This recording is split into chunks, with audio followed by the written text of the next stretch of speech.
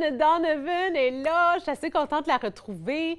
Vous la reconnaissez peut-être. Écoute, elle était dans les médias tout l'été parce que le Rolling Barber, nouvellement dans la région d'Ottawa, t'es la fondatrice. T'es celle qui a consolidé. Pour ceux qui ne savent pas c'est quoi, puis c'est parce que ceux qui ont été comme en dessous d'une roche tout l'été, puis qui ont aucune idée. Non, je taquine, là. Si vous ne le savez pas, c'est correct, mais là, vous allez l'apprendre. Qu'est-ce que c'est le Rolling Barber? Le Rolling Barber, c'est un organisme à but non lucratif qui aide les gens à accéder à des services de coiffure gratuits. Donc, notre slogan, c'est on lave, on coupe, on coiffe dans le confort d'un vieil autobus scolaire. OK. Donc, c'est ça. D'où est-ce que tu as eu cette idée-là?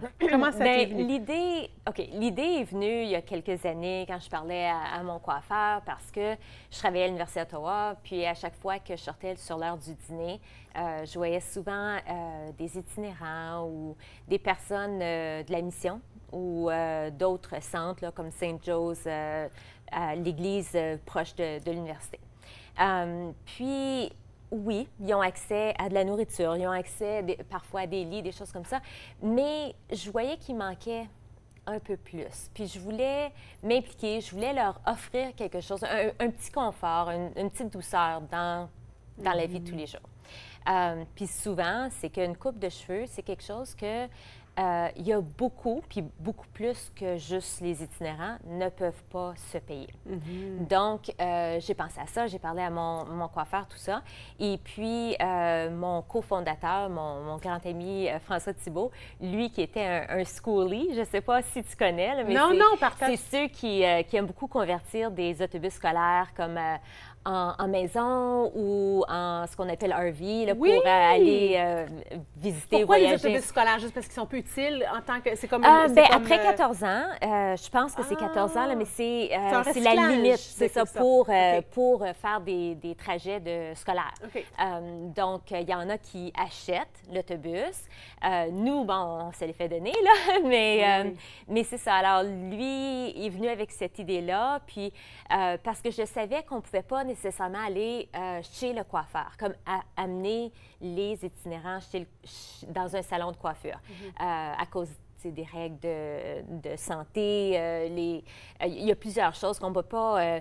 quelqu'un qui ne s'est pas lavé la tête, disons, depuis quelques semaines, ne sont pas en mesure de désaccommoder. Donc, moi, je me suis dit, bien, je vais amener le salon à l'individu. Oui, à l'individu. Puis là, tu sais, je me demandais comment. Puis là, François m'a dit, bien, pourquoi pas convertir un autobus scolaire? Donc là, c'est ça. Alors, je pense que c'était au mois de mars quand j'étais venue ici la dernière fois. Puis, je pense qu'à ce point-là, on avait déjà reçu l'autobus scolaire. C'est-à-dire que ML Bradley nous donnait l'autobus, mais fallait qu'il finisse la route scolaire. Donc, on l'a eu vers la fin du mois de juin. Début juillet, on a converti complètement en dedans de quelques jours là, sous le gros soleil, canicule totale, là, du 40 degrés. C'était vraiment... C'est ça. On l'a stationné chez mes beaux-parents à Spencerville. Et puis, on était, François, moi, mes beaux-parents, mon fils, Cédric, 14 ans, tous les jours, se levait à 6 heures le matin pour venir nous aider, peinturer, faire de l'électricité. Mon beau-père, c'est un électricien. Alors, électricité, tout mettre, là, les barils d'eau, les chaises. Tout est converti, là. Maintenant, c'est un salon. Oh oui, c'est un salon de coiffure. Oui, c'est un barbershop on wheels. OK. Combien de... Il y a 2 stations, 2 chaises de barbier. Oui, c'est ça ma question. Puis, on a une station aussi pour laver les cheveux. Parfait. On n'a pas encore l'eau chaude, là, mais ça, c'est une chose que... OK! Je veux dire, l'eau n'est pas froide parce qu'on met de l'eau tout de suite après notre session. Alors, c'est une fois par semaine, tous les dimanches qu'on sort. Quand on a terminé notre session, là, on remplit les barils d'eau. Donc, le dimanche d'après, l'eau est quand même à température, on va dire, de pièce. C'est pas de l'eau froide, mais c'est pas de l'eau chaude non plus. L'eau chaude, ça va faire un autre niveau. Ça s'en vient, j'espère. Là, on a une levée de fonds le 29 septembre. On va en parler oui. Mais c'est un... on appelle ça un generator fundraiser. Alors, c'est pour obtenir une génératrice, là, plus ou moins, ou en fait, un système pour qu'on puisse avoir comme autosuffisant pour de l'électricité. Si les gens qui nous écoutent aimeraient contribuer, comment on fait? GoFundMe. Je pense que le site va être montré à la télévision. Okay. Donc, ça, c'est pour vous aider à avoir la génératrice pour pouvoir avoir de l'eau chaude. Allez-y, les gens. On donne nos sous, quelques petits sous. Aussi pour l'électricité. Parce que présentement, quand on va à un centre ou à un organisme, on a besoin de se brancher, de se connecter à leur source d'électricité. Parce qu'on a tout ce qu'il faut pour comme les lumières, ainsi de suite, mais on n'a pas comme l'électricité. La source. C'est ça, exactement. Puis on a eu... Donc, ça va vous aider à être plus indépendant. Dans le passé. Là. Bien, on a eu des super bons moments, puis on a eu des moments plus difficiles. Donc ça, c'était un de nos moments plus difficiles. C'est-à-dire qu'on est arrivé à un centre et puis on est supposé se stationner dans une petite ruelle juste à côté du centre. Mais les rues à Ottawa sont quand même assez étroites. Oui. Alors, on n'arrivait pas à entrer dans la petite ruelle. Par chance ou malchance, il y avait un grand stationnement de ville, qui était juste à côté. Alors là, nous, on s'est dit, bien, on va stationner dans le grand stationnement pour pouvoir entrer comme dans la petite ruelle par la suite. Mais il y avait une voiture qui nous coupait comme l'accès. Alors nous, on avait appelé la maison qui était à côté pour voir s'il pouvait bouger sa voiture. Mais on n'arrivait pas à communiquer avec le monsieur. Donc, le monsieur du stationnement est venu nous voir, puis là, il voulait nous charger sur le coup un montant pour être stationné là.